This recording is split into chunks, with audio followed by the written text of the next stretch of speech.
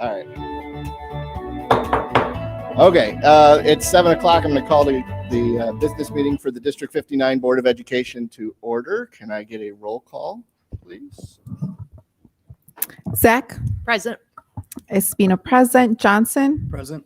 Mancia. Present. Sager. Present. Schumacher. And Chesney. Here. All right, Pledge of Allegiance. I pledge allegiance to the flag of the United States of America and to the republic for which it stands, one nation, under God, indivisible, with liberty and justice for all. Okay, that leads us to 3.0, board recognition presentations. This is a presentation on summer programming. So I assume that's your team? All right, all our guests.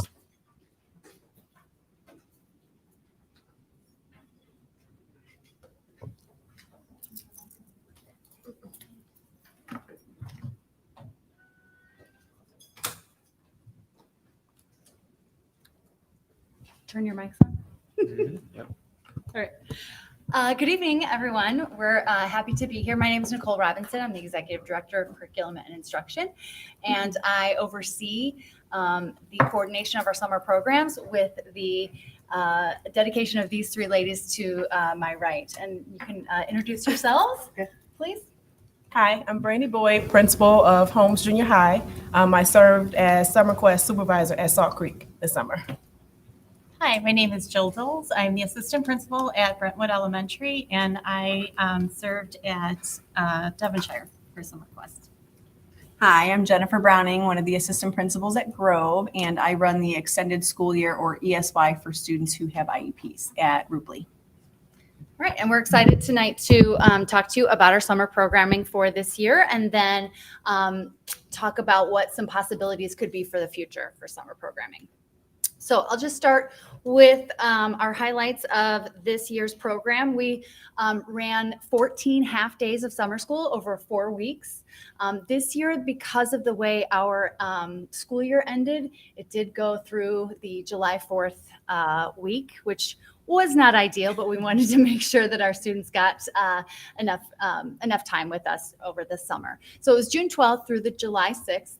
We had no school on Fridays, and Monday through Thursday, our program was 8 to noon. We also had 2 holidays within that, which was Juneteenth and then Independence Day. So, and as these ladies talked about, we had summer programming at 3 sites. This year, we tried out something a little bit different, which had happened in the previous many years ago, but having the summer programming at both a north side location and a south side location for Summer Quest, which we feel was a good thing, and it increased our enrollment for Summer Quest specifically because parents didn't have to travel and children didn't have to travel so far. Here, I'll talk a little bit about the 3 offerings of our summer programming. So first, Summer Quest, which is our largest program, is for students who are identified through our multi-tiered systems of support process. So those are students who are receiving tier 2 and/or 3 interventions in reading or math. We offer Summer Quest for students exiting kindergarten through 7th grade. Our exiting 8th graders they receive summer programming if necessary through the high school district. And we have both monolingual English and dual language Spanish classrooms. And also this year, because of our influx of newcomer students, we had specific newcomer classrooms through Summer Quest. We also have extended school year, which is provided for students through their IEP data. And those services are more individualized for students based on what their goals are in their IEPs, and that is for students in pre-K through 7th grade. And then finally, we had enrichment courses this year. We had Spanish Dual Language Academy, which was provided by a partnership with Roosevelt University. certified teachers who are receiving their master's degree in dual language leadership, provided the curriculum for students. Any students in our Spanish dual language program who wanted to attend could attend this program. And then those teachers, that was a sort of an internship for them. So that was of no cost to the district, which was wonderful. And it was great for them, great for our teachers, great for our students, great for us. We also had a double accelerated math program for students who are rising sixth graders who would be set on a double accelerated path and skipping that sixth grade curriculum to give them some highlights of that sixth grade curriculum and prepare them to enter into a seventh grade advanced class in sixth grade. And then a big favorite for years and years has been instrumental music camps, or our band and orchestra students. Our enrichment courses were only 3 weeks in length. They have historically been 3 weeks in length, so we just allowed it to continue that way, whereas Summer Quest and extended school year was 4 weeks. And now I'm going to pass it to Jen. All right, so some of the resources that our 3 programs used for Summer Quest, Extended School Year, and Enrichment are listed here. Specifically for me, for Extended School Year, students continued using iReady, and teachers take data using FAST to monitor IEP goals if necessary. We use News to You, which is a curriculum for special education, and then anything that was teacher created to support those students' goals. Students came in and we looked at their goals, and whatever teachers identified as something that they needed for summer, that's what the teachers worked on. So not every goal needed to be worked on, but whatever was written in their IEP, that's what we use for extended school year.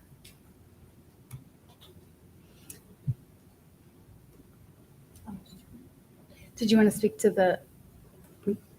Okay, go for it. No, I didn't know if there was Sorry. anything else. I didn't want to speak to it. I apologize. So for extended school year, how we collect data is I fill out a form for every student who has an IEP that we invite for summer extended school year, and we list the service, who the service provider is, and how many minutes that they're going to get during summer school, which is half of what they get during the school year since the school day is half.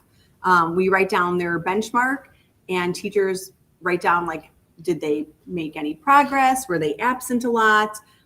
Any additional information underneath. And then I upload it into Embrace so that the new school year teacher can see if their students attended ESY, if they made progress, if they were invited but didn't attend, just so that we can kind of keep track. This form also goes home to parents so that they can see how their child progressed during extended school year. And then for Summer Quest, teachers provided students with individualized feedback based on the literacy and math learning targets that were taught during Summer Quest. And then the progress reports were sent home to families as well as to their home schools. We did have a couple students who did not show up on the last day, so those were mailed to U.S. Mail. So some of the special events that we had during our 4 weeks that we were with the kids, we ran safety drills so that the kids were familiar with what to do in case there was an emergency. We had the Mount Prospect Library come to visit us twice. We ran Spirit Week. We also had a Star Student Song Request Raffle. There was an IMC concert, and there was Field Day, where students got to participate in numerous activities throughout the day. It was a great time.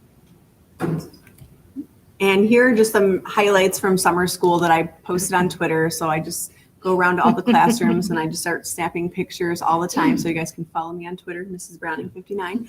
And a little plug for me. But the kids had a great time. They collaborated with other classrooms. They used their AAC devices, which you can see on the bottom right corner, the one teacher from the ELS program, so that students can communicate using, pictures or devices, however they can get their needs and wants met. Circle times continue throughout summer. So it was really awesome to walk into classrooms and see all the learning happening. All right, I'll talk a little bit about the Summer Quest enrollment process. How do students get identified for Summer Quest and who's invited to attend? So beginning before January, we start talking about who would be identified as priority students for our summer quest. Again, as I mentioned earlier, it would be students who are receiving tier 2 and 3 or 3 interventions in literacy or math, and who are expected to have skill regression if those don't continue or did not meet their academic goals through intervention through the school year. And schools were able to identify approximately 60 to 80 students who met those criteria. And then throughout winter conferences, families were invited to attend summer programming. And then you can see the numbers. Unfortunately, we invited over 1,000 students, 1,090 families were invited during the winter conferences. And we invite more students than we know we could service, just because we know that summer is busy for families and there's not going to be, 100% of families are not going to be able to do that. So we do identify more students, knowing that there wouldn't be as many. But we did see this year that less than half of those students who were identified registered. And then again, another drop in the number who attended. So of the 1,090 students, 400, a little less than 400 attended Summer Quest. So question about those numbers, sorry. Just very interested. When you mentioned how many we can handle, I mean, obviously we invited more than we can handle. What is that number? The number that we could handle? Yes. That varies based on the number of teachers that we can hire. But when you were sending out those invitations, what was your expectation? Mm-hmm. We shoot for 600-700, hoping that we could get that many. And since it's only invitation only, and you would quickly notice where you said only 480. Did you open it up to volunteer attendees? Because I know there have been parents wanting their kids to go in because they know they're behind. Right. Based upon the numbers, the number of teachers who we were able to hire, we probably had we're able to allow 5 or 6 extra students overall, just because of the number of teachers that were hired. We posted first internally, as many teachers as we could internally. It was a bit of a low turnout at first, to where the teachers who had signed up to do enrichment courses, we had to ask them to teach Summer Quest instead of an enrichment course because of the number of students we had register. And then, of course, we opened it up externally as well, and we were able to hire a few external teachers, but the pool of candidates was quite small. So you were expecting you could handle 800, but in fact, at the end, you could have handled maybe 500. Am I understanding correctly? This year, it ended up being that, yes. Okay. Mhm. And you said you had 2 locations this time, right? Yeah, yep, 2 locations for Summer Quest. Did you yes. think that actually boosted up the attendance, or did it make it go lower? We had more students. We had more students this year in Summer Quest, and we'll go over those numbers in another slide. But yes, we did increase. Thank you. Mm-hmm, thank you. So similar to how Summer Quest, how we choose students, choosing students who have an IEP doesn't mean everyone who has an IEP can come to summer school, because you need to show kind of some skill regression, which means after long breaks or winter break or spring break, students aren't progressing as we would hope to see them, or they're not meeting their academic goals. So those students who have IEPs, we offer extended school year to meet their needs. So not everyone who has an IEP automatically is invited to summer school if they're making the expected progress. Okay, so looking at some of the numbers to kind of answer your questions, the slide that we're looking at now is based on the data that was captured on the very first day of school. For the 2 Summer Quest locations, the total number of students was 399. Extended school year had 148 students, and then our enrichment classes had an additional 148 students. For Summer Quest at the 2 locations, we were able to support those students with 33 teachers. Extended school year supported the students with 21 teachers, and enrichment was supported by 6 teachers. Plus, in addition to those 6 teachers, we did have some student teachers from Roosevelt University who were able to help to come support. We did have teachers' assistants that were able to further support our teachers and our students. For Summer Quest, we had 8. For extended school year, where it's more of an individualized program, we did have 32. No teacher assistants were needed to support the enrichment programs. Our office staff, we had 2 that supported Summer Quest, 1 supported extended school year. In related services, we had 4 staff members supporting Summer Quest, 10 who supported ESY, and administrators, there were 2 for Summer Quest and 1 for extended school year. Who are the Roosevelt teachers? So those, Mardell, those were the teachers who are in a graduate program. They're certified teachers who are taking a master's, or getting a master's degree through Roosevelt University Oh. in dual language leadership. And the final piece of their degree is is an internship where they run the summer school program. And- So and we've is- had that in the district a couple of years. Prior to COVID, we had a little break and then we brought it back. So we expect every summer we're going to be able to get a group of those. We are already in conversations about that for next year, Okay, yes. good. Mhm. Thank you. Good, That's Jill? it, yeah. Thank you. Sorry. Okay, and then for, to kind of compare the 2 different school years, so summer school of 22 compared to this past summer of 23. In 22, the first day of summer school, we were at 1 site and we were able to support 392 students. This year, with having that additional site, we were able to support 633 students. During the last day of summer school in 22, we dropped down to 337. The last day of summer school this past summer, we dropped down to 547. And these numbers are Summer Quest and enrichment, so that's why their numbers are different than the Summer Quest. Yeah. Okay. And then our enrichment enrollment for this past summer of 23, we had the double accelerated math program, which was the rising 6th graders. We had 19 students that were supported. Instrumental music camp was 66 students, and Spanish Dual Language Academy supported 67 students. So the first day of summer school at 2 sites was 152 enrichment students, and by the last day, we were down to 140. You only lost 5. That's not many. No, That's right. not Pretty many. good. So real quick, for the enrichment, is that an additional cost for those families? There is a cost for instrumental music camp. And the cost is $75. It was $75. Anyone who qualified for free or reduced lunch did not need to pay that. So the enrichment classes, how do we select for that? Is that the same process or? This year, so there's a couple of different processes. First, we ask any of our teachers if they are interested in running an enrichment course this summer. And so we did have a couple of 3 teachers in the district who requested to do a music explorers or a fitness class. As I said, because we needed more support in Summer Quest, those teachers came over to Summer Quest and did those classes.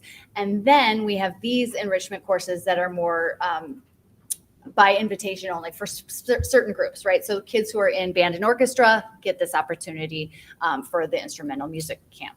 Students in our Spanish dual language classes had this opportunity because of the Roosevelt University program. And then these students who are in the double accelerated math, they were offered this opportunity as well. If we had teacher run open to all, then it would have been open to all and parents would have been able to, to sign their children up for whatever they wanted. But we have seen, again, since the pandemic began, we've seen that dwindling sort of teacher-led curriculum interest. Right, so there's a bit of loss in the number of teachers volunteering for those enrichment courses. This is in addition to the regular contract, right? Yes. So is there something we can do to look at encouraging more teachers to do that? Yes. I don't know if that's a question for you or a question for Ross. Yeah, obviously teachers need to balance their, lives in the summer, the breaks, and then the pay that they may or may not, need or desire over the summer. So there are things. I mean, I was tapping on shoulders, having individual conversations, bribing with coffee. That's about all we can, do for Right. this. It's a good, so is how much they get in addition to that, is that written into the contract or is The that something we contract, can? yes. The folks that are the Roosevelt students, is there a pipeline to get them to become D59 staff? Is that? I tried. Yeah. So, yes, we definitely make partnerships, but many of those teachers are receiving that through U46, and they're committed to U46 for a number of years afterwards. Not all of them, so we were, Sure. Brandy did an awesome job of trying to recruit. Sure. Can you guys expand that to other campuses in addition to Roosevelt? That's a great way to recruit. Yeah, that's absolutely something we can look into. Yeah. All right. So we sent out some feedback surveys to both staff and to families. So you guys will be happy to know that 92% of staff said that they will return next year. So that's a win. 100% of teachers reported that after our 4-hour orientation, they felt prepared to teach their students. 90% of teachers rated communication a 4 or better out of 5. Teachers shared that they like field day, meeting and working with new staff from across the district, Spirit Week, Instrumental Music Camp, Library Day, and then the scholastic materials that were provided to them. And something that they also liked was having smaller classes. They said it was a highlight because it allowed them to maximize instructional time. So I imagine we could calculate this, but about how big are the classes then? 15, the Depending, goal I was mean, about, Summer Quest versus ESY. right, it was about 15 to 18, but it varied based on, Programming. ESY was probably like 4 to 12. But that's receiving services. more than- absolutely. And then we also got parent feedback. So we had 68 Summer Quest families who completed our summer school survey. 90% of those respondents felt that their child enjoyed summer school and benefited from the program. 94% of the respondents would like to send their child to summer school again. Yay. And then I just pulled a quote. This parent said both boys were happy to go to school every morning and always had something positive to say about their new friends, their teachers, and the story they read that day or the activities that they participated in. It has been a great experience overall.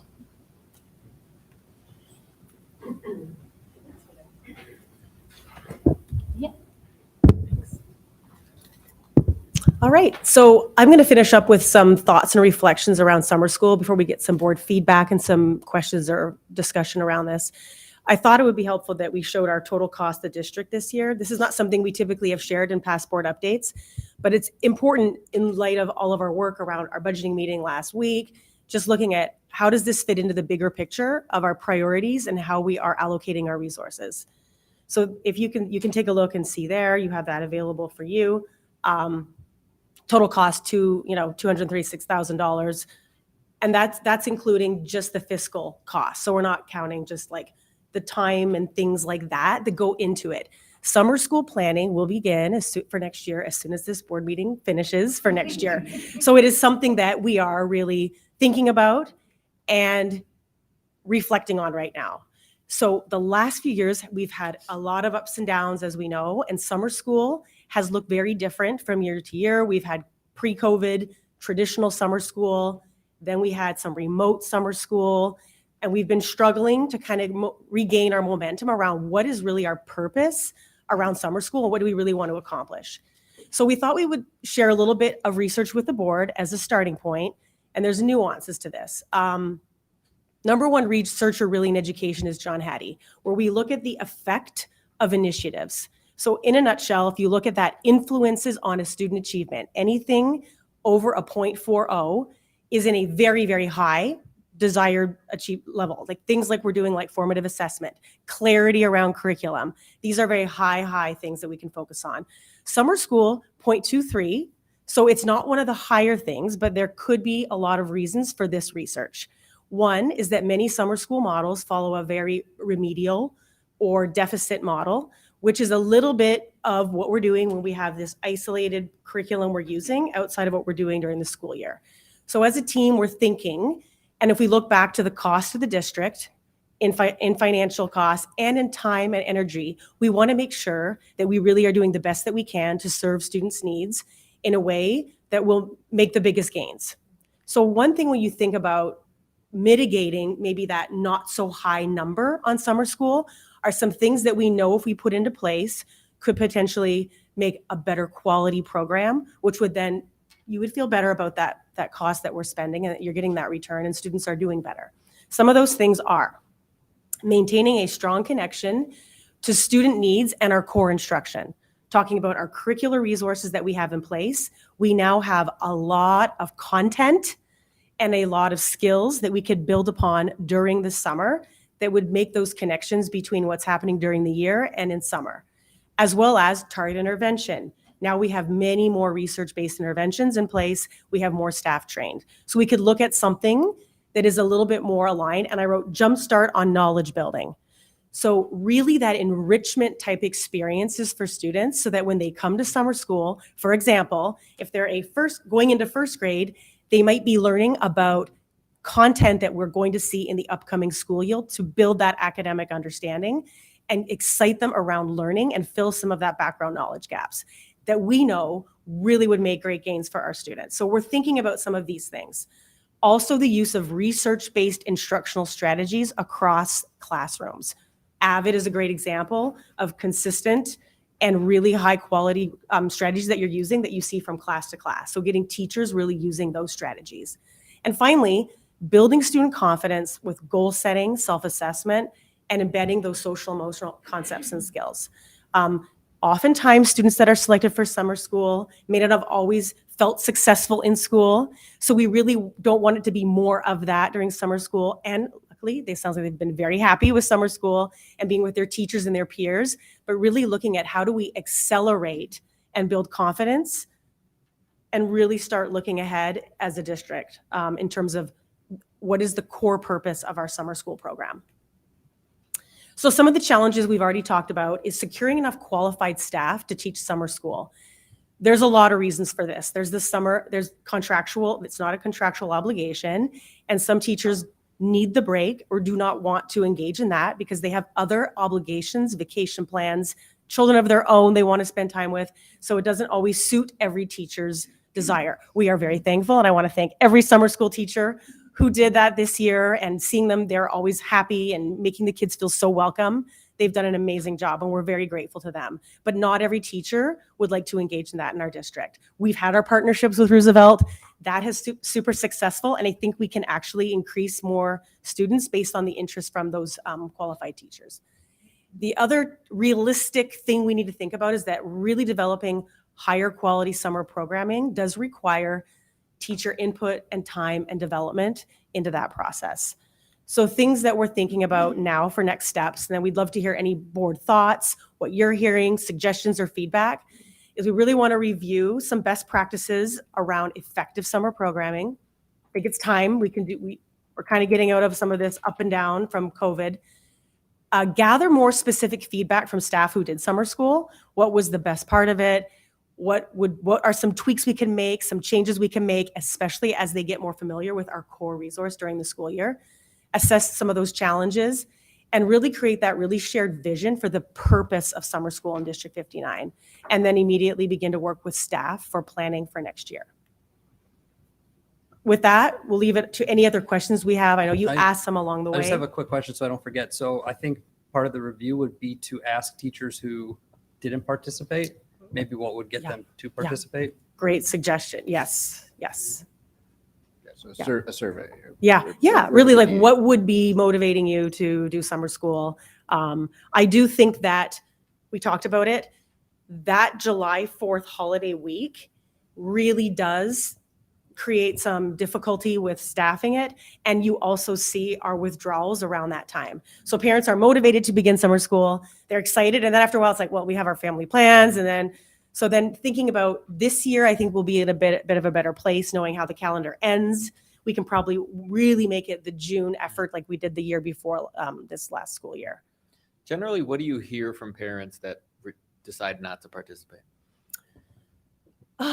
Nicole, do you have any other or anything from you guys? We had a couple who went out of town, or camp started midway through. When we saw the biggest drop was when our instrumental music camp, Spanish dual language camp ended, because a lot of those students had siblings in other programs. And so if I can only send one, I'm not sending any of them. So that's kind of something that happened. Approximately how many students are in a class in summer school compared to the regular school year? So usually around 14, 15 are in a class. for summer quest, but then during the school year, it could be anywhere from 25. 9 to 27. I know exactly. I was right in there, right? It's about half as many then. Yep. That's good. There's also there are also parents who say, because it's a half day program, it's difficult, right? So if they're working, what are they going to do with their child at 12:30 when they come home on the bus? So we have looked into partnerships with the park district. Could we transport kids? Could we have a program that didn't pan out this year? But we have sought out ways to provide full day experiences for the students. So that could increase some of that for students if we were able to do that in the future. So I have a few questions. So there were benchmarks for the ESY students. Are we tracking sort of which students have met their benchmarks, what percentage that is, so we can keep track of it year to year and look at? Like for extended school year? Yeah. Well, we put it in Embrace, and then the case manager for the student kind of looks and sees if they are progressing. So I don't know if I have any data specifically. If it's more like maintaining than like they're meeting an additional benchmark. Right, but I think measuring effectiveness of the program year to year, it may be best for the district to gather some data on that. I know we have these qualitative responses from the survey. I'm questioning, is there a quantitative something we can get out of this? I think we'd have to really embark on a longitudinal study across that, because 14 half days is really not a long enough data set we wouldn't even do an intervention for that long and then try to measure it. And I think that's part of the conversation, and with our families, is to understand the purpose. It's maintaining, it's providing additional learning opportunities that provide some continuity of instruction. But if we're saying this is going to accelerate my students' learning so that they are, that gap is closed by the time they start their next grade level, I think that would be an unrealistic expectation. So I think we have to look at some of the other social aspects and the things that it's meeting, supporting academics, and that maintaining and not further widening the gap, maybe more so of the goal as opposed to the opposite. If we really wanted to look at something that was going to have direct academic impact, we would have to look at all of those research-based strategies, and we'd have to look at what type of length and fidelity and instruction and preparation and progress monitoring that we would want to do in order to do that. So I don't want to I understand confuse it's a our small purpose. sample Yes. size, but we do have this natural group of people we invited who didn't show, and so you have sort of a control group to compare. It'd be really nice to do some sort of. Would it show up thing. like in any of like the iReady assessments at the start of the year, the kids who were in this, maybe? You could study that if you have who was invited and didn't attend, and who was invited and attended, and look at their results. And again, we can do that. I'm trying to, I think looking at that, even we'd have to look at how many days did each student attend of those 14 days, which wasn't discussed here tonight. I think that, again, when we talk about time and resources towards this, I want to be more realistic about what this was and then what the vision for it will be, and then determine how are we saying, hey, we're committed to this, because having kids with us for 4 weeks during the summer it's great. It's a positive experience. They are exposed. It's exposure. If we really want to look at it, I think from a gains perspective, I think we would probably approach it in a different way. So that would be my only. And as a follow-on question to that, if part of the issue was students dropping out at a certain point, would it make sense to have an option for students to do a shorter amount of time? And would we expect similar benefits? I think that looking at like week by week options, if we are trying to take a more interest-based enrichment opportunity, that is what I would love to see, where you can sign up for a week or 2 weeks, or a 2 week here, a 2 week there. I think there's a lot that we can explore. We just haven't had the ability to do that. I know it's an ongoing process, but I think if flexibility in the summer would help with parents and getting kids into the school and getting the benefits we think that they're getting, that may be a way to approach it. And on the other side of the coin, you said you saw a big drop off after the enrichment programs end. Is there a reason that they're only 3 weeks as opposed to longer? Yeah, I mean, it's just been historically has been 3 weeks. Instrumental music camp cannot commit to more than 3 weeks based on their staffing, and that's a highly specialized group of staff.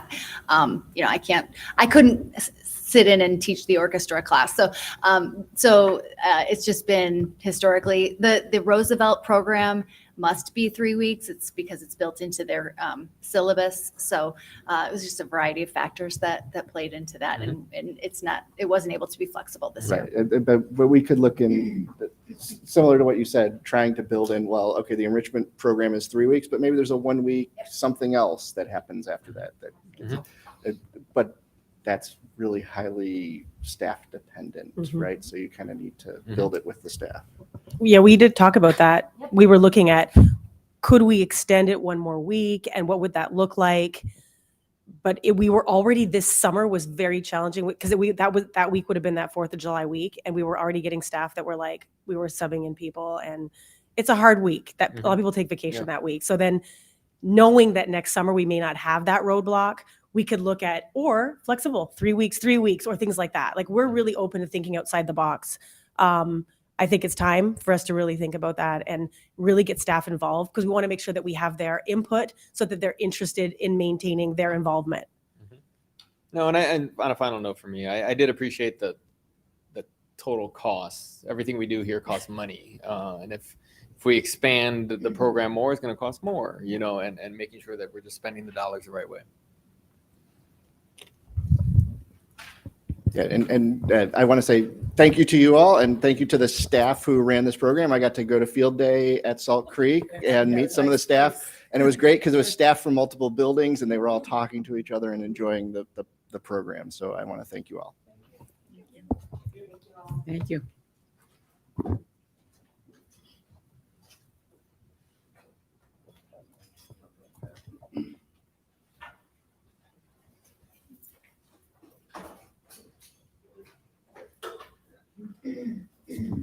Okay, at this point, we are at 4.0, comments and suggestions from the public, but no one has signed up. So I think we're good for that. Can I? Yeah, there's no reason to sign up. If you want to speak, sure, go ahead. I hadn't planned on it, but. I can read the spiel then. Hold on.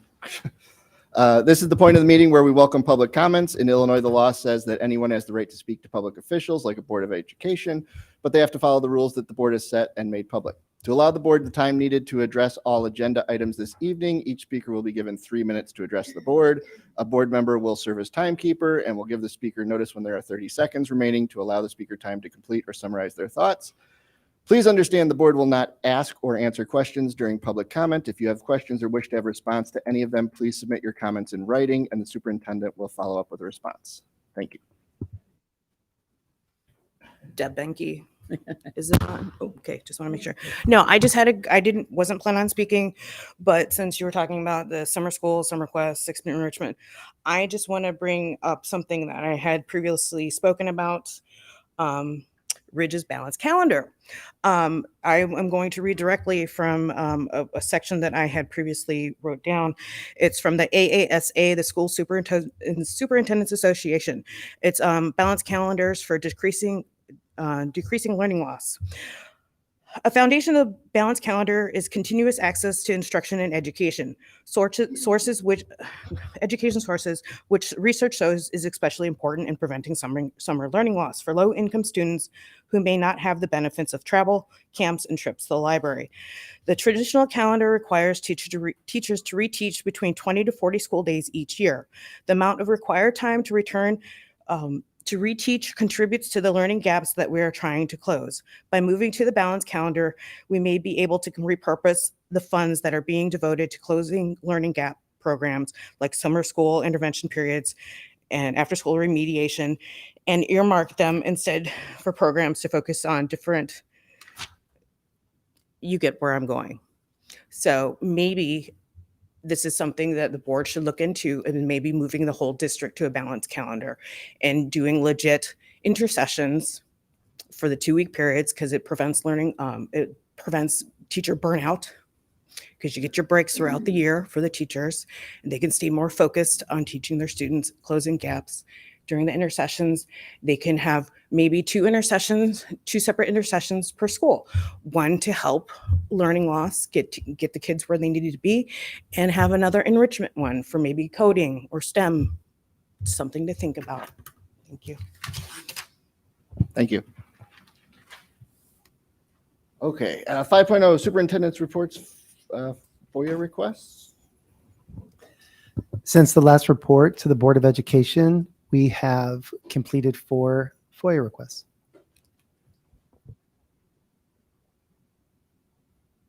All right, 6.0 consent agenda.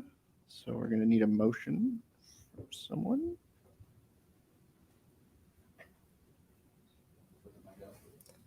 I can do it.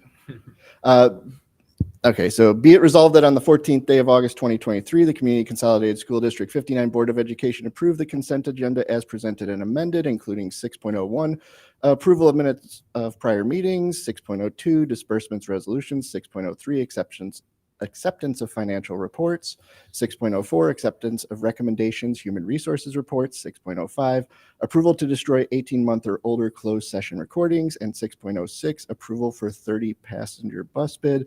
And I should have asked, does anyone need anything pulled from the consent agenda? I second the motion. Okay, so we've got a first, second. Any discussion on the consent agenda? Good to go. All right, then a roll call, please. Okay, Espino, aye. Johnson. Aye. Mancia. Aye. Sager. Aye. Schumacher. Aye. Chesney. Aye. And Zach. Aye. Okay, motion passes. Okay, that moves us on to 7.0, which is our action items. So this is stuff previously discussed that we are taking action on. The first is 7.01, which is the approval of the most recent press policies that we went over at a full policy meeting previously. I think at that point we had decided that there wasn't that much more to discuss, so we're going to pass those as this is our second reading and passing of it. Can I get a motion? I'll make the motion. Whereas the Board of Education reviewed the following policy revisions recommended in the Illinois Association of School Boards Press Update 112 as presented here. Whereas the Board of Education reviewed the following policies as part of the review and monitor process as required, no new revisions as presented herein. Therefore, be resolved that the Community Consolidated School District 59 Board of Education approves the recommended revisions as recommended amended with the district edits to the Community Consolidated School District 59 Board of Education Policy Manual. I'll second it. All right, anything to discuss on that? No, if not, let's get a roll call vote. Okay, Johnson. Aye. Mancia. Aye. Sager. Aye. Schumacher. Aye. Chesney. Aye. Zach. Aye. Espino, aye. Motion passes. All right, moving on. 7.02, approval of phone system upgrade. And we need a motion on that. Anybody wants to make one? Otherwise, I guess I can do it. Therefore, be it resolved on, so there's a whole bunch of whereases and stuff before. Therefore, be it resolved on the 14th day of August 2023, the Community Consolidated School District 59 Board of Education authorizes the contract to be awarded to B2B Networks for an estimated cost of $241,343 for the first year and $137,032 for years 2 through 5. Can I get a second? I'll second that one. All right, can we have a discussion on that? Any questions? I'll just point out that the cost of year one of this is equal roughly to the cost of summer school each year. So summer school is definitely worthwhile, in my opinion. And Mr. Gray, if I can remember right, this is a reduction, right? We're actually seeing a savings here with the new 1 through 5. To some degree. So there are some systems we won't need anymore. Those we pay for, but the more direct comparison, it's actually more comparable to the first 5 years of the current program or the current system that we have.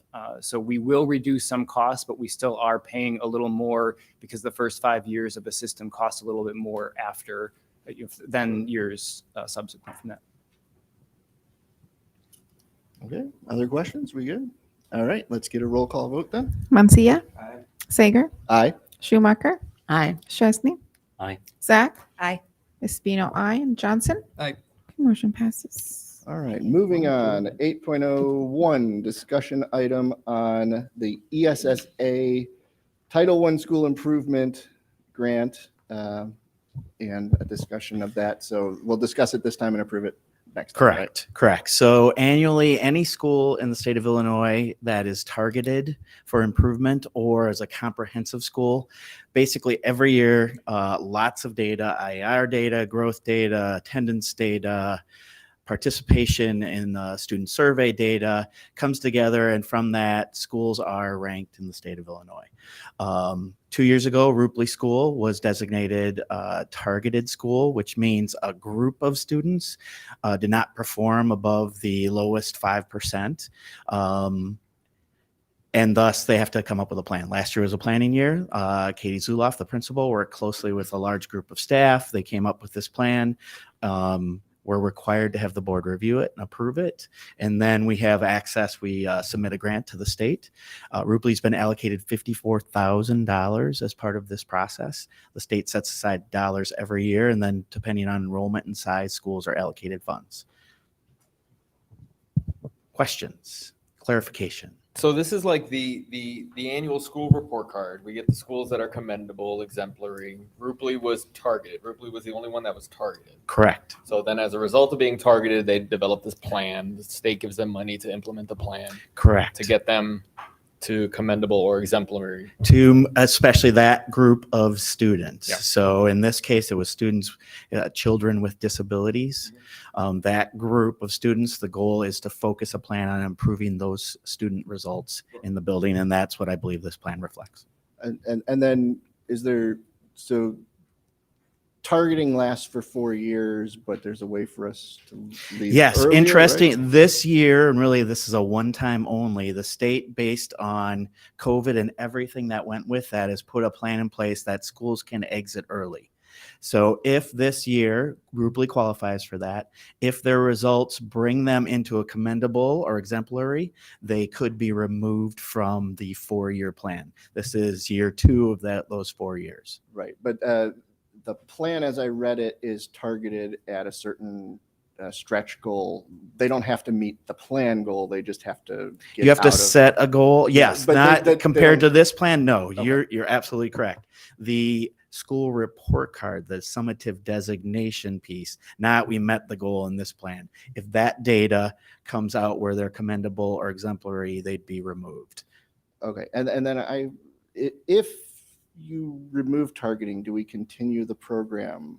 So some in the manner? past, they would continue the program. This year, based on this one-time thing, if a school moves out, they're done. Right, but I mean for us internally, so so it doesn't happen again, right? Got it. If we find that this intervention brings that particular group of students up in compliance, is it a program that we would look at Potentially. continuing in some manner to? Yes, the avoid nice piece that? with Rupley Yeah. last year, actually through support from the district, the funds they received last year, $15,000, were just for planning. You couldn't use that for staff or any interventions. We supported a kind of a pilot of the plan they've outlined here in reading. They called it an Empower Club, and had a group of kids who qualify in that children with disabilities group have some extended school time to work on their skills and strategies. And it was it's reading and math, or is it- Just reading right now. This Okay. is just a reading focus plan.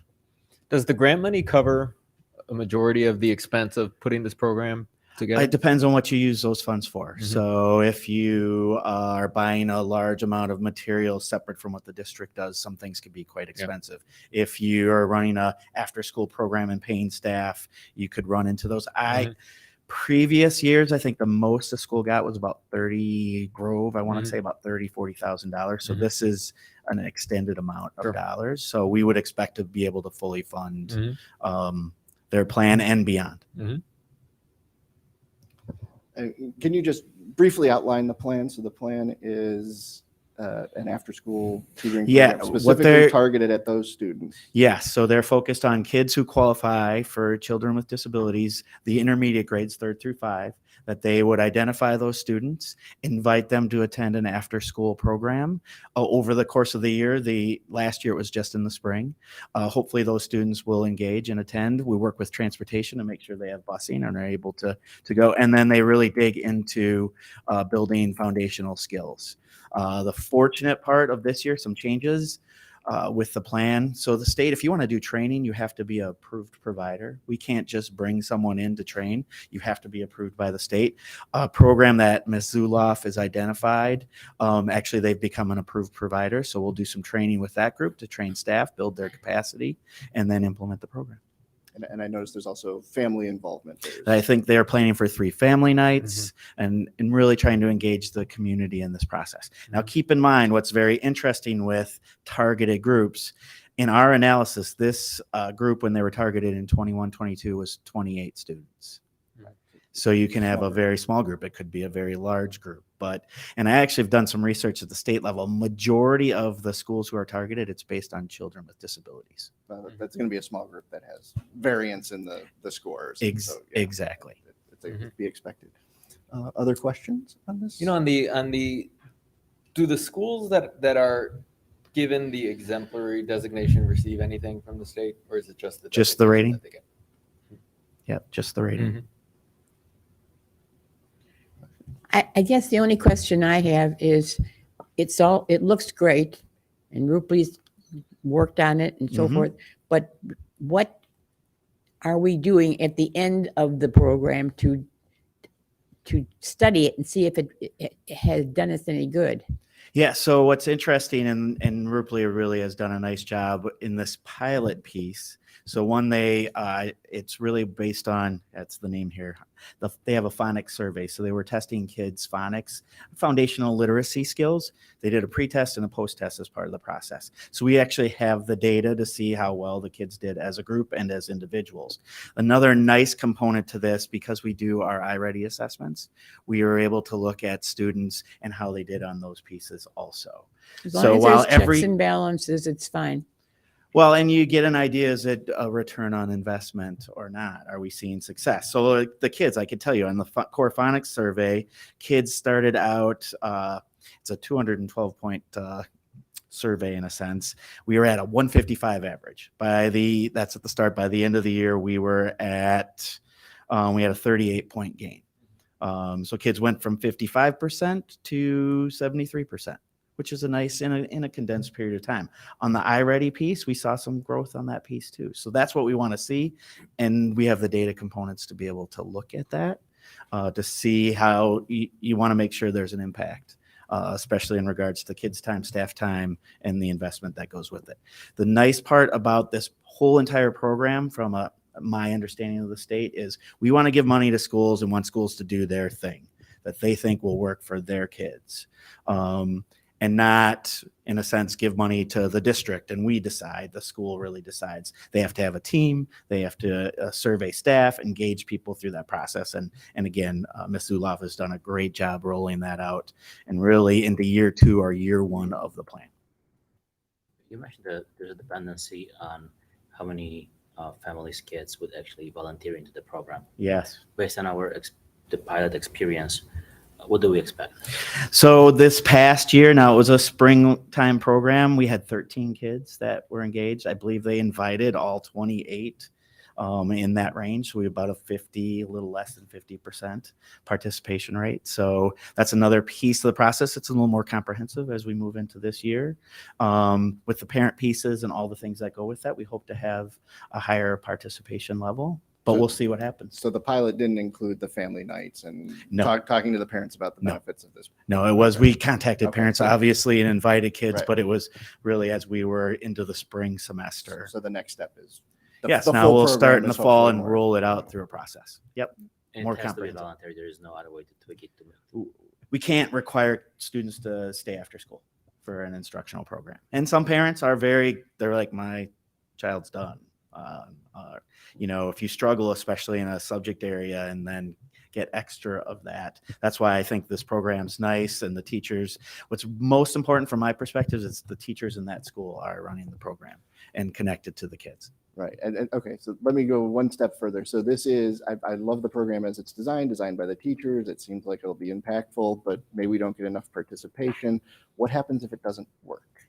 So if a school's in this, every year they're required to reset their plan and try to meet the needs of the kids. Even if, so in a year you could move off and be commendable outside of this year just because of the unique situation, you still are allocated funds and you still have to roll out your plan. So you have to continue to build systems so that the needs are met. If this doesn't work, is there another? Is this even sustainable? So it's iterative. If it doesn't work, you have to assess why and then come back in and try change. Something else. And then you want to build capacity and improvements where it just becomes part of what you do.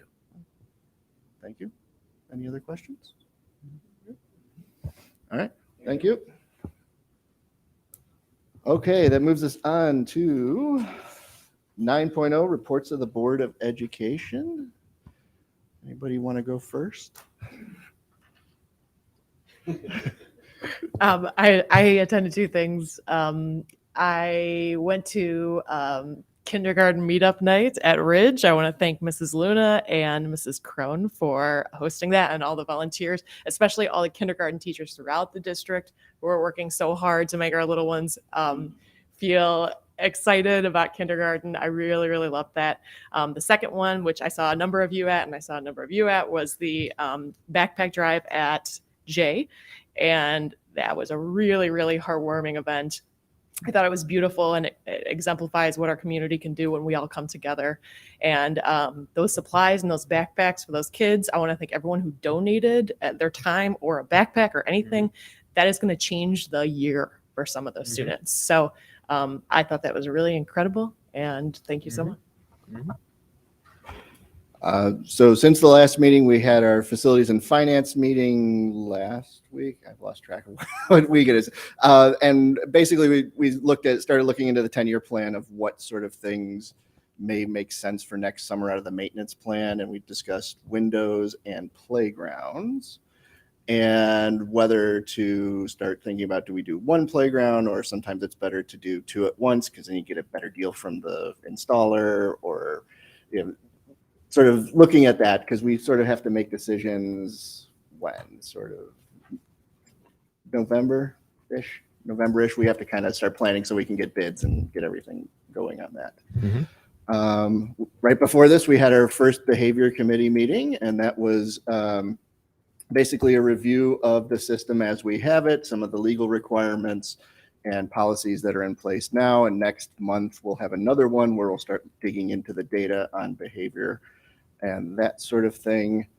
Let's see. I attended the superintendent security planning meeting along with TR.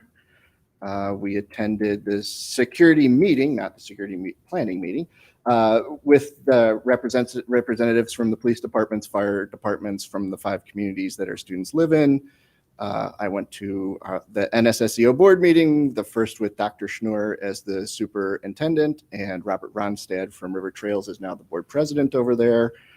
I went to the back to school event at John Jay, where many of you went, and the back to school event at Blackhawk Estates.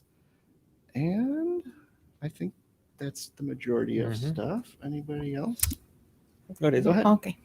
Well, I also attended the back to school event at Jay for a little bit, and then the other one as well. And I got to give out some backpacks at the second one at the Blackhawk. So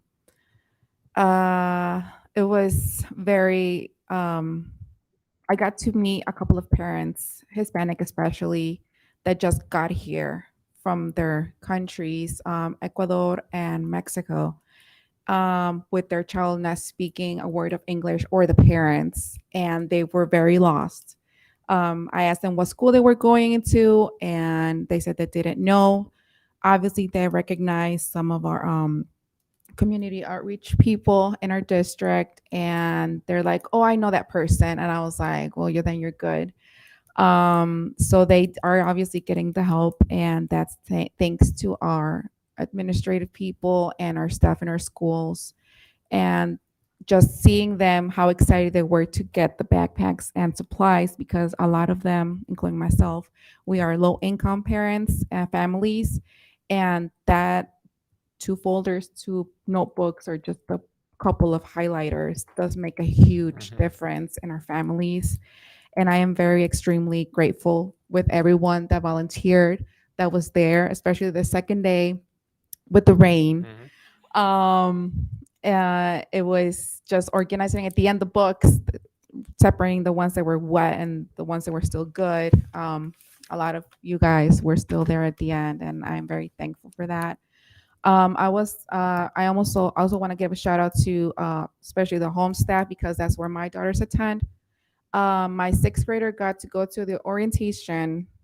It was during the morning, and she kind of knows the staff a little bit because of my oldest daughter, but she just felt that extra comfort just walking in there and being, greeted by staff and other students as well. And so she feels extremely comfortable and confident not walking into home. She's like, I know everything. I know where my locker is. I know this. So when I as a parent walked in with her, she's like, I know everything. I'm like, she was like, what are you doing here? I already know everything. And I was like, well, I still want to come. Even though we did not have power, everyone was very, very well organized, and everything kind of ran smoothly. And I just am very thankful for everyone that works in our district and volunteers, especially during these times. Thank you. And real briefly, I forgot, for the back to school events, I really want to thank our community partners. There were lots of groups, libraries, Character Counts Coalition, the Ed Foundation, all those people who showed up. Costco. Well, I'm gonna. That's the list I want to specify. People who donated backpacks, or groups that donated backpacks and school supplies. The District 59 Educational Foundation, the Community Character Coalition of Elk Grove, the Good Neighbors Network, Costco, Kenneth Young Center, ADP Global Enterprise Solutions, Higher Up Ministries, Our Savior's United Methodist Church, the residences at Hamilton Lake. I believe we had around 1,300 backpacks that we distributed to our students. So those partners are, that we can't be more thankful for, supplying that to our students. It is wonderful. Yeah, a couple of years ago when we did, was it 2 years ago? Yeah, last year. When we did this at Oasis, I spoke with one parent who told me that he was happy that we were there, just being there. And this year when we were at Blackhawk, it was the same of the families were very excited that we were there and very thankful that we were there. And it's those little things. Yeah, I was talking to one dad who was there with his one daughter, but he's like, but I have another daughter at home. She didn't come here. Like, what do I do? So I go, you have 2 daughters? And he goes, yeah. And I go, take 3 backpacks. It was like, take as many as you need. Like do not worry about those things. So it was good to see everybody out there in the rain. Real quick, Ben and I had a little kickoff meeting for our communications committee. Ben, you will come to learn that the hardest part of the communications committee is going to be pinning me down for 30 minutes during the workday, but you did it. And I'm excited to kind of get that off the ground and up and running here with Ben as we go. But that's all for me. I just wanted to add something about, it's part of my report, Finance and Committee and Finance and Facilities meeting last week. Since we were talking about the power going out, that reminded me, we also were discussing, and that's something that we need to keeping forward. Our air conditioning, heating and conditioning systems that might be a future decision on investment. Adding a little bit to the backpack, I wasn't thinking backpack, but since we are building and we're looking at how to build and get better with our community and reaching out to our communities, I've attended an event mid-July for Agro Village and Mount Prospect. They got their picnics. There might be some opportunities to partner a little bit more, and whether it would be to help each other, or maybe PTOs attending, or simply being there to greet the children and the parents. We definitely great opportunities to partner up. My only update is I was at the safety committee meeting, and I thought Katie did a great job of organizing all those different jurisdictions, getting everybody in the same room. And I think it was really good, specifically on the topic of resource officers. So I just want to make sure that we kind of build on that momentum and we don't let too much time pass before we continue that work. Obviously, it's time sensitive. It's something that a lot of people have an opinion on. So I'd encourage anybody in the community, if you have feedback, send it to us, come to a meeting, let us know what your thoughts are. But it could be a big decision coming up, and I don't want anybody to not feel like they had the opportunity to give input. Just like to comment that Brian, I've been on your committee for years, and I had no idea there was a meeting because nobody's informed me. So if it's you, tell your secretary. If it's somebody else, tell them that I'm still on that committee. Yeah. Thank We'll make you. sure we get you hard copies of the notices. Pardon me? We'll make sure you get you hard copies of the notices. Just a plus one on the SROs. I'm very happy that it's happening, and I don't think we can wait. Okay, is that it for board reports? Because we have some stuff on that coming up here. So informational items, 10.01, educational alignment studies updates from the architects looking at Brentwood and the junior highs. All right. So the first one, just on their informational items. So the flow that we're trying to create here is as we're reformatting our board structure, and ultimately we're going to be moving over to board books. We want to start off conversationally with giving informational items, then you'll see them progress into the discussion items, and then ultimately if it requires board an action item, it'll end up there. So that's kind of the flow that we're looking for. So we wanted to give a timely update around our educational alignment studies. The architects are just about finishing. We should be getting a rough draft of those finished studies in the next couple of weeks, and a presentation scheduled for those in September, where Wold Architects will join us and be able to present the full reports to us. We are then also simultaneously working on the extension study with Brentwood to really look at it from an engineering perspective to see what are all of our options related to expansion, renovation to address some of the enrollment issues over at Brentwood. So we will be getting updates on that as well. We are having a kickoff meeting with them in the coming week to discuss those pieces, and engineers are already beginning their work in that area. So I'm going to just jump now to 10.02. Is that okay? Go right ahead. 10.02. So in keeping with the updates on this Superintendent Safety Committee meeting, thank you for that feedback. I think we felt the same way, that it was a very successful meeting to get all 4 of our municipalities together, as well as Cook County Sheriff's Department. And so it was great to have everyone in the room around those focus topics.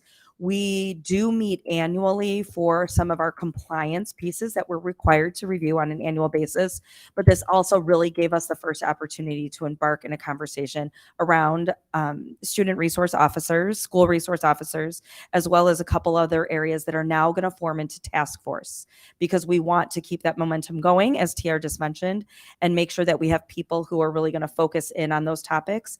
And our next step is really to create that. We already have the task force created, but then schedule that first meeting, which will be in the next couple of weeks, and then invite and engage our community around that. So while that first initial planning meeting was more around safety and our updates and some of those security plans that we have, threat assessments, things like that, these other task force areas will absolutely engage with our community so that we can better define what an SRO is, what it is not, have that common definition and understanding. It also was really helpful to hear from our communities what's happening in other schools. It was great to hear Elk Grove is committed to providing an SRO over at Meade through District 54. Arlington Heights was also there, and while we don't have a junior high there, they are going through this same process. So it was good to hear how they started these conversations in February, and now they're looking for a vote coming up potentially in September. So they've been a great resource for us as well. So stay tuned for our next task force, an update from the initial task force, as well as opportunities for our community engagement coming out from there. Dr. Essel, anything else that you want to add about that meeting? I'll just add that I appreciate the participation from our district administrators, from our municipalities, from Cook County. And we will have 4 task forces going forward. One focused on school resource officers, one focused on improving our assessment procedures, our risk assessment procedures, one focused on the use of Crisis Go, which is a communication tool that we layer on top of our emergency response protocols, and one on revising our protocols and modernizing. And I think it was just a great opportunity to really hear the collective thoughts from the group around the general sense that SROs are really to create a positive partnership and continue the work that we already have, but having that dedicated team within our schools so that they build those relationships with not only our students, but with our staff and with our families. And I walked away with a really positive feeling around that general consensus about what the purpose and intent is behind that. So I'm looking forward to those further conversations. Can I just say a little on that? So Please. the working group will specifically include our junior high principals and representatives from each of the police departments in the area. That's correct. We also have 2 elementary principal representatives and are looking into teacher representatives. Right. So as this program is explored, they were discussing opportunities for officer-friendly visits to elementary. So the best thing I got out of that meeting was when the officers who had been SROs explained what an SRO does and how they build relationships. As you said, right now, if you had the police come in for some incident, it's whichever juvenile officer happens to be on duty at the time, whereas an SRO would get to learn more about the student situation over time and understand them and get to work with them.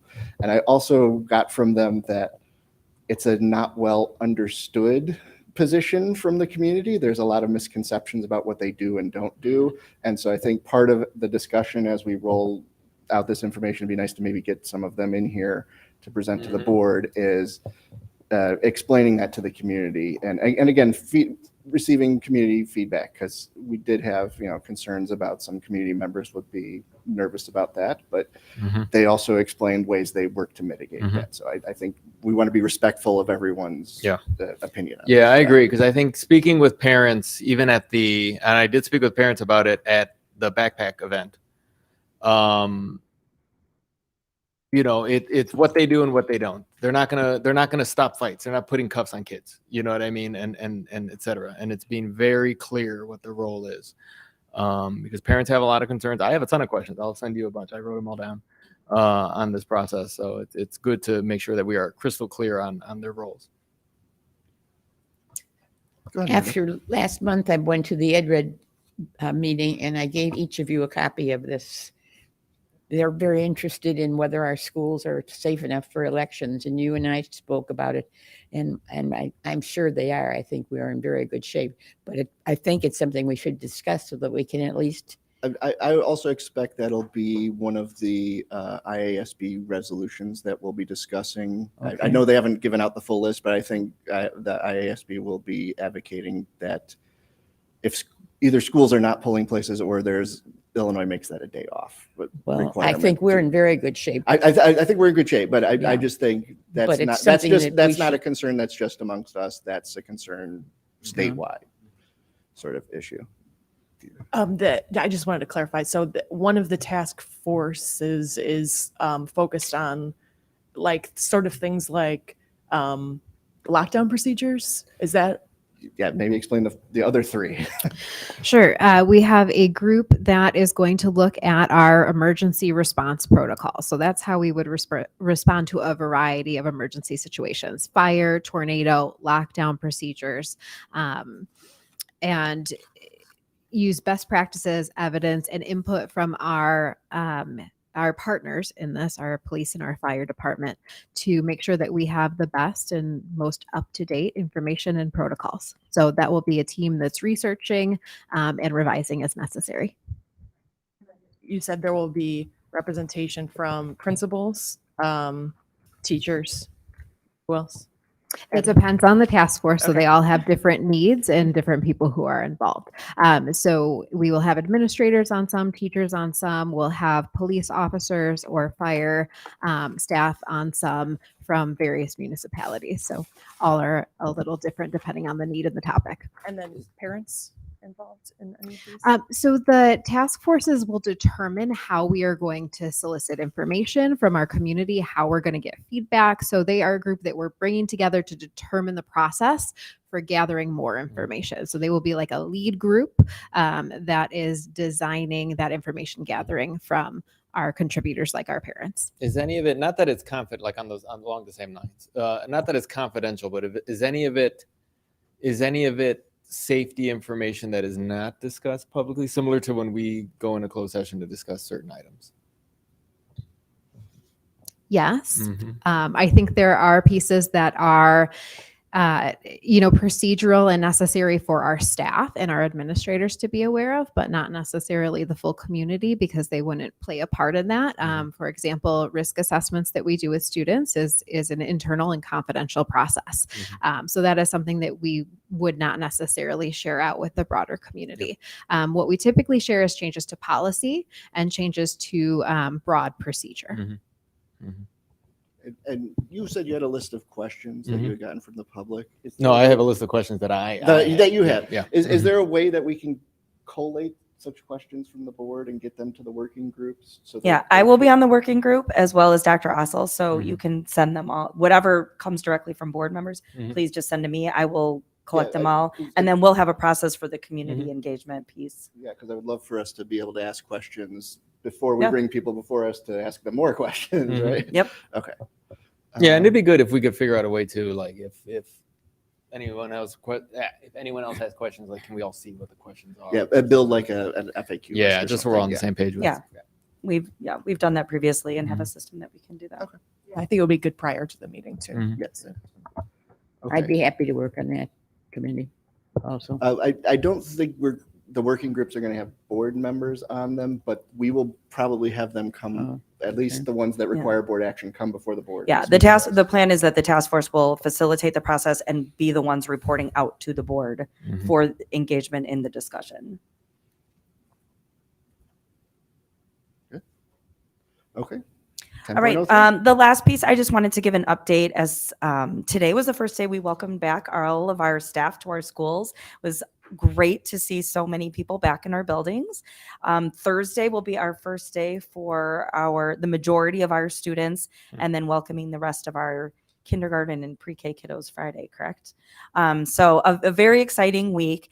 I want to thank all of our staff. I want to thank our HR department. I want to thank all of our hiring managers, principals, assistant principals, our special ed department for filling a lot of roles this summer to make sure that we have staff ready and prepared. So one of the things remember our 8 tiles that we kind of uncovered, what are the areas for improvement as a district? When it looks at the allocation of resources, particularly our staff, as well as looking at class sizes. Those are 2 things that I just want to keep on the radar for us, for our community, and for our board, because these are things that directly impact our teachers, which then directly impact our students. And so, for example, right now, you heard us kind of echo out our class size ranges. They are currently at the elementary buildings. They range from 9 to 27, which is a huge swing when you are looking at classes that are right next door to each other. Most significantly, we're having an impact on our dual language Spanish program. So this year, we are already engaging with some staff to create a task force that is going to really come together and start looking at our data, looking at what our challenges are, bringing feedback, and then starting to potentially look at what things can we change that we can help improve this so that we are not in these same circumstances for the 24-25 school year, which seems like a long time ahead, but we are already planning for that today. So we want to just engage in that because having to move staff last minute, we've had to move several staff. We've had some who have been very gracious and volunteered. We have had some who we've had to ask to move into different positions a week before school is starting. And that does not feel good from building morale and developing that sense of trust that we are trying to do across the district. I want to thank especially our dual language team, Dr. Perdomo, Ms. Savage, Ross, just for all the work that everyone's done to try to be creative and think outside the box, involve all of our principals and our teachers in those decisions. But I just want to be very transparent. These were challenging decisions to make. And ultimately, when we're moving such a large program, it's going to have an impact district-wide as well. So I just want to be mindful of that, keep that on the board's radar, and let you know that we are going to be engaging in some conversations and problem solving so that we can be proactive heading into the 24-25 school year. And that these is- items are going to be then discussion items next time. So that will be depending on like where we have updates. Like 10.01 is that's probably going to be a presentation because we'll have Wolden with us. 10.02, either a discussion or some more updated information from the task force. 10.03 will probably drop off for a little bit while we group that team together. But yes, ultimately, anything that's going to lead to action will then appear as discussion at So some things point. may appear in the informational item a few cycles, and then if it requires board approval, it would come to a discussion at some point. And again, I know that, brevity is key in trying to summarize some of these things. So if there's anything that in depth we want to go into, I know we're setting up times where Dr. Sager, an additional board member, will be coming in. If there's this particular topic you have a special interest in or really want to learn more about, that would be great. Like, hey, really show me what's happening with these class sections. I'm not sure what you mean when you say this. Those would be great topics that we can engage in and then decide, okay, the full board really should see XYZ. And then that will help me in my communication as well. Okay, any further questions on informational stuff? All right, so unfortunately, we do have a brief closed session that we need to do. That was something came up after we had planned the behavior committee, so we do need to use our backup closed sessions here. So if somebody can give me a motion. I'll make the motion. Be resolved that on the 14th day of August 2023, the Community Consolidated School District 59 Board of Education recess and a closed meeting for the discussion of as set forth in this motion. A through D. I'll second it. Okay, can I get a roll call? Roll call. Sager, Aye. Schumacher, Aye. Chesney, Aye. Zach, Aye. Espino, aye. Johnson, Aye. Mancia. All right.